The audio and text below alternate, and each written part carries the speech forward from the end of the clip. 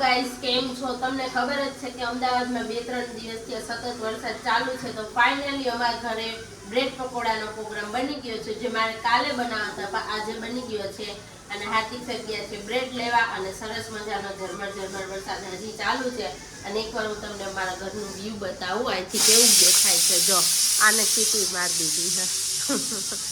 જોઈ લો, આ છે અમારા ઘરનું વેધર. જાળી આવી ગઈ છે. આ જાળી ન હોત ને તો બહુ મસ્ત દેખાતા, પણ સારું છે, સેફટી માટે છે, જે આપણા માટે છે. જો એકવાર વેધર જુઓ કેટલું ઓસમ છે, અને ધુમ્મસ છે, જોઈ લો છે ને. તો સરસ મજાનું ચાલુ છે વરસાદ, હાલ બી ચાલુ છે. તો આજે બ્રેડ પકોડાનો પ્રોગ્રામ બનાવ્યો છે, અને બટેકા બાફવા મેં મૂકી દીધા છે, અને ડુંગળી બધું સુધારાઈ ગયું છે. હવે બ્રેડ આ બફાઈ જાય એટલે પછી આપણે પ્રોગ્રામ ચાલુ કરી દઈએ. તો ચાલો તમે બધા બ્રેડ પકોડા ખાવા. અને આજે છે ને, આ હાથ મને ખાલી લાગે છે કે હાથમાં મેં મંગલસૂત્ર પહેર્યું હતું ને, એટલે મેં આજે કાઢ્યું છે, એક રીલ શૂટ હતી એટલે. પણ હાથ આમ એવડો મોટો લાગે છે કે ઓહો, એટલો મોટો હાથ, લાંબો હાથ છે.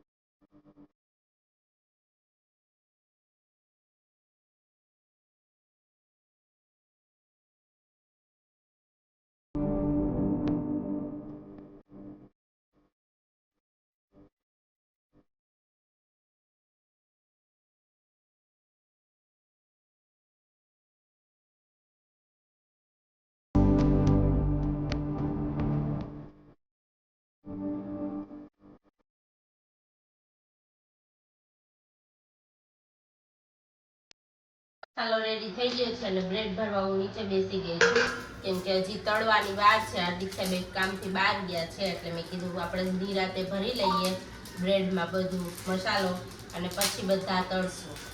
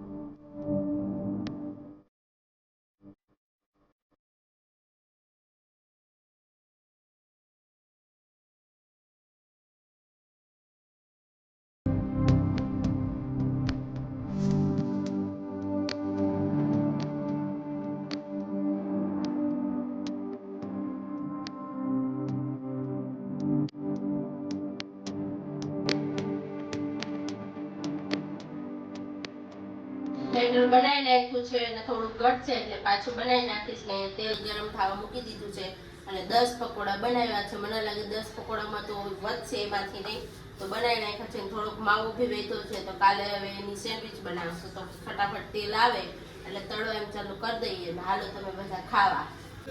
તો જુઓ હવે છેલ્લો ચાલુ છે, આ છેલ્લા 3 છે અને માવો જે વધ્યો હતો ને બધું હું ખાઈ ગઈ અને 2 બટેકા વડા આટલું બેટર વધ્યું છે તો એમાં આપણે 2 બટેકા વડા બનાવશું ને હાર્દિક સાહેબ જમવા બેસી ગયા છે.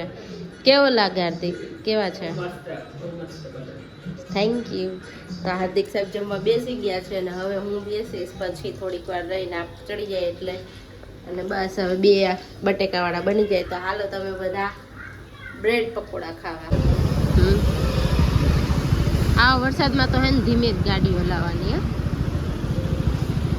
જો ને કેવા ઠેક ઠેકાણ પાણી ભરાઈ ગયા. હે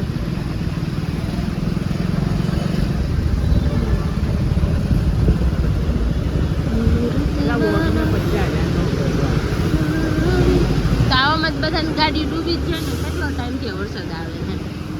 સોડા પીવા માટે નીકળ્યા છીએ પણ સોડા વાળા મળતા જ નથી અને ફરતા ફરતા ફૂટબોલ ગ્રાઉન્ડે કાંકરિયા પહોંચી ગયા છીએ પણ સોડા વાળા મળતા નથી. તો હવે વરસાદને લીધે બધું બંધ છે.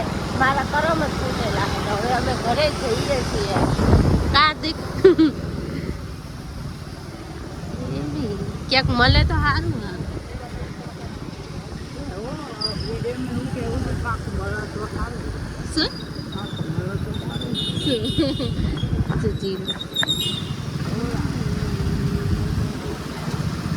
તો એ તો કહું મળે તો સારું એમ. ફાઇનલી સોડા વાળા મળી ગયા છે અમને અને હવે લીંબુ સોડા પીશું.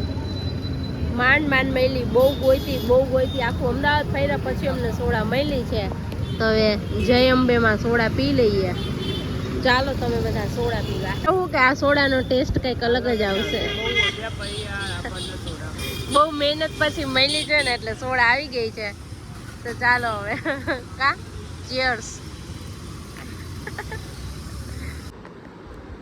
તો ફાઇનલી સોડા પીને ઘરે આવી ગયા છીએ. કેટલી સોડા ગોઈતી, માંડ સોડા મળી. આમ તો અહીંયા અમારે સોડા મળે જ છે પણ અત્યારે ચોમાસાના લીધે બધું બંધ થઈ ગયું છે એટલે.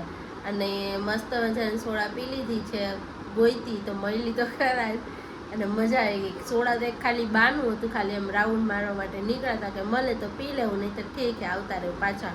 પણ મારું ફેસ વોશ ના મળ્યું. એ તો એક જ મેડિકલમાં મળે છે પણ બીજું ક્યાંય મળતું નથી એટલે એ તો બંધ હતી દુકાન.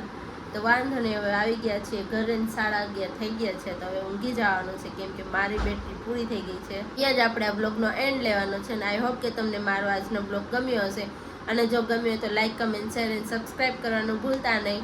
અને આજે ગોરીવર્ત ચાલુ થઈ ગયું છે તો સરસ મજાની નાની નાની છોકરીઓ ઢીંગલીઓ ગોરીવર્ત રહી હશે અને મેં રીલ પણ બનાવી છે. નીચે આઈડી મેં નાખ્યું છે મારું ઇન્સ્ટાગ્રામ, એમાં તમે જોઈ શકો છો.